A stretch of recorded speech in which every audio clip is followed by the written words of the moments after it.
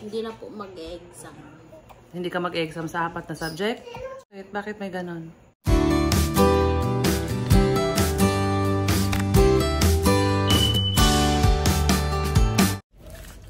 Hey guys, may nakita si Neri ditong papaya daw. Papaya hinog na daw guys. Oh. Ayan oh. Ano ba yun? Kukunin niya daw. Wait lang. Oo. Ingat ka dyan. Hello. Bilis ni Neri umakyat oh. Ang liit naman ng papaya. Oh. Pero hinog na. Eh yung isa? Parang hindi pa. Parang hindi pa? Hala, lagot. Lagot! Lagot. Hindi pa? Edi kung hindi pa, edi... pero pwedeng ulamin. Ay, pwede nang ulamin yan. Gulayin. Opo, pwede po. Eh, yung isa, pwedeng gulayin yon. Tingnan mo na po ito. Tignan natin.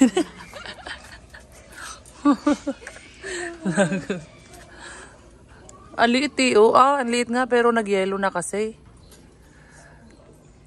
Hindi na siya makababa. Hindi ko makuha yung papaya kasi hawak ko si baby. Hala.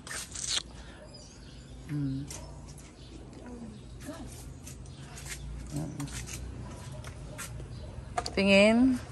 Pag hinog ba malambot? Hindi po naman po lahat. Pwede naman po kain. Pero hindi pa. Hindi pa? Lord, sana hinog lang. Ano? Bakit naman natakot? Ano, hinog? Hinog? Ha? Ano yan? Hinog yan? Iwan ko po. Yellow ah. Yes po. Pwede naman po ito kainin. Ay, masarap yan sa ano? Sasaw-saw sa suka. Yes po. Asin. Ay, asin. Nasasaw namin sa ano, sa suka pag ganyan, yung manibalang. Yung yellow-yellow, yung sarap nguyain. Opo, ganito po yung ano, may pati. Oh, ayan. Hinog. Ay, pwede yan sa ano?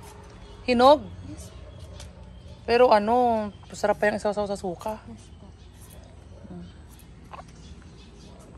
Balatan mo, kakainin natin.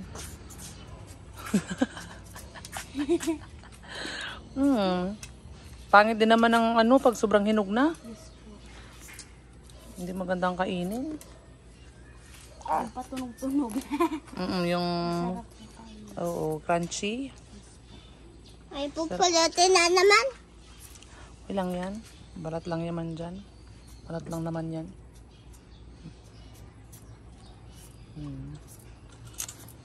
Ayan guys, so...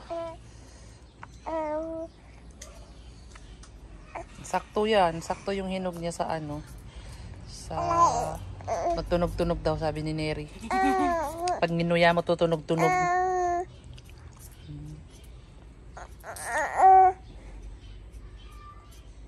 Ito nga, maganon pa rin. Ha? Maganon pa rin po kayo. Mapagbalat? Oo, pag ganyan pa rin, paharap sa akin. Ganon yun. Ganon pa rin yung pagbalat ko. Lahat, pag ako nagbabalat, paharap sa akin lahat ang ano, ang kutsilyo. Ay, si ate oh. Ate. Lapit na po tuloy yung kamay ko dahil sa kutsilyo. Ha? Ito po, oh. Dahil saan? Kutsilyo po. Saan kutsilyo? Ito po, oh. Kutsilyo sa inyo? Kutsilyo po ng asawa ng nanay ko po. Akala ko sa atin. Sumabit po kasi yung hawakan dito. Akala ko dito sa atin. Ito po ang nawakan tapos sumabit po yung dito. Sumabit po sa kahoy. Ano ba yan? Kaya ayun. Pag ano bago pa po, hindi pa po masakit. Pag mga 1 minute po. Sakit po. Maya-maya, ano? Pagka maya-maya, ano na siya. Tingnan natin kung hindi siya mapait. Parang may papaya na mapait eh. Meron po? Parang meron. Ay, oo nga pala. Parang may nakakain akong papaya na mapait eh. Pero dun sa akin, matamis ko yung mapapaya po sa amin. Matamis. Ayun pa atin nani, oh! Ayan, tingnan natin, kainin natin yan. Ano po? Ayan na guys, oh, sarap kainin. Sarap papakin yung papaya na kinuha ni Neri. Masarap guys kasi yung ano, manibalang ba, yung crunchy pag kinain. Konti. Ayan guys.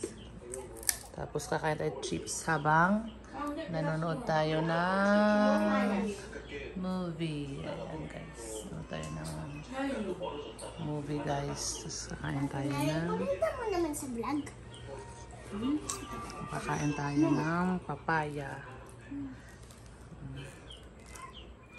Gandang gabi guys. Ayusin mo yung hair mo na.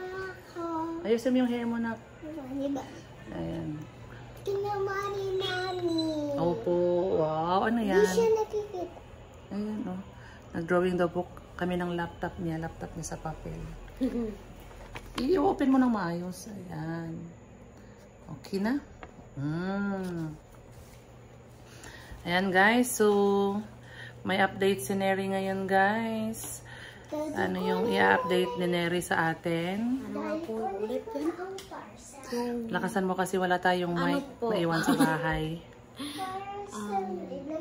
Exempted po ako sa ibang subject. Para sa ano yan? Para sa 4th grading? 4th periodical test nyo yan? Opo. Hindi na po mag-exam. Hindi ka mag-exam sa 4 na subject? Wow! Bakit? Bakit may ganon? Ano po, dahil po may ginawa pong project. Anong mga subject yun?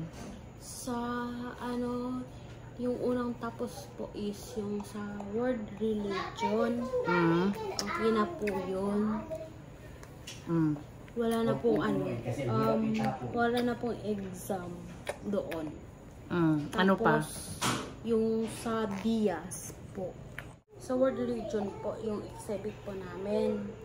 Tapos, yung kahapon po sa Diaz. Discipline, ideas, and social science po. Kahapon po. Meron autodidactive po yun. Yun po. Pag ano po yung, sa akin po kasi nilagay ko po yung about sa vlog po. About sa vlog? Opo, about po, bakit po ako nakapunta dito. Oh. Ano po, sa pagbasa next week. Pero sa research po namin yung defense. Next week na po yung defense namin. Pero exempted na po talaga kami. Ayun po, sa Diaz po. About po sa vlog. Paano po ako nakapunta? Yung number 1 po. Paano po ako nakapunta dito? Saan po ako galing? Po. Tapos, yung number 2 po, ano po sa pag-edit ng vlog. Tinanong po ako, kung marunong daw po ako mag-edit ng vlog. Sabi po, hindi po. At Lakasan mo kasi wala tayong mic. Hindi po. At din po, hindi din po ako, sa totoo po talaga, hindi po ako, hindi ko po, nakalimutan ko yung sagot ko. Wait lang po. Hindi po ako maano ng sa camera. Hindi po ako mahilig sa camera. Mahiyain ka sa camera. Opo, mahiyain dahil po. Yun po, number 2. Tingin ka dito sa camera, Neri. Yun po, number 2. Yung sagot ko po doon kay sir. Kasi, po, sa grupo namin, ako pala yung number 1 nilagay doon. Nasasagot. Ako yung nalagay doon, number 1 talaga po. Kinabahan po ako kasi number 1 po talaga. Tapos, ayun po. Nagkukwentuhan lang din po kami sa vlog kasi yung sister po is vlogger. Pero hindi po, hindi po marami yung viewers niya, gano'n. So, yun yung nagpapasa sa'yo, dyan sa Diaz na subject na yan. Okay. Yan po. And sa kanina po. Ano yung ba yung pangatlo? Pangatlo pa na subject? Yung sa research po, ng pagbasa po. Yung sa research nyo na by group yan na ginagawa nyo, diba? Okay. So, okay na yun. Exempted na ka na sa research na subject. Next week pa po mag-defense pa po kami. Pero exempted na po kami nung pag nakasagot pa po. Kaya sasauluhin ko po yung iba. Para ma-exempt ka ulit. O ano pa yung isa? 3 pa lang. 3. Yung sa RW. Ano yun? Long test po kami. Ano yung RW? Reading and writing po. Reading and writing. Bakit? Bakit ka na-exempt? Sa long test po namin, pag makapasa ka po doon. Oh, yung sa exam nyo. Opo, pero sabi ni ma'am, ano daw po ako? Exempted. Dahil Galing. kung exempted, parang isa lang ata yung hindi exempted kanina. Parang halos lahat kayo ay exempted na. Opo. 4 na subject. Ilan ba lahat ang subject nyo? 9. 9. So, exempted ka na sa 4. 5 na lang. Wow. Edi very good. Edi at least mabawasan na lang yung aaralin mong subject. Yes.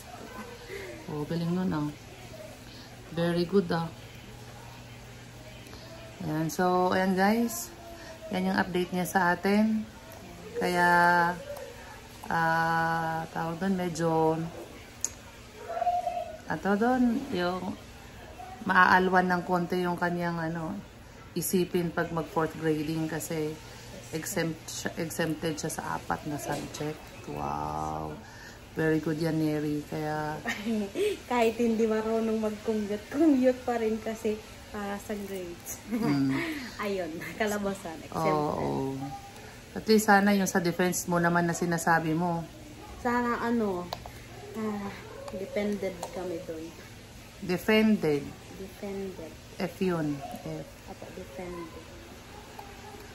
Ano ba yung gagawin sa defense?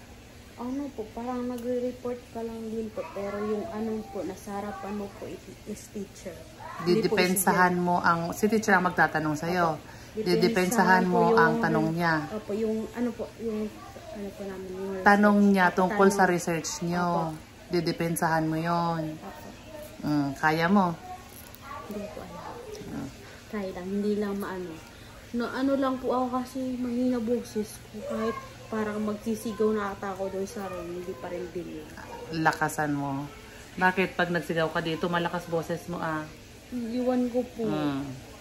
Eh, yun ay para sa grades mo. So, anong gagawin? Lalakasan mo talaga para sa grades mo yun.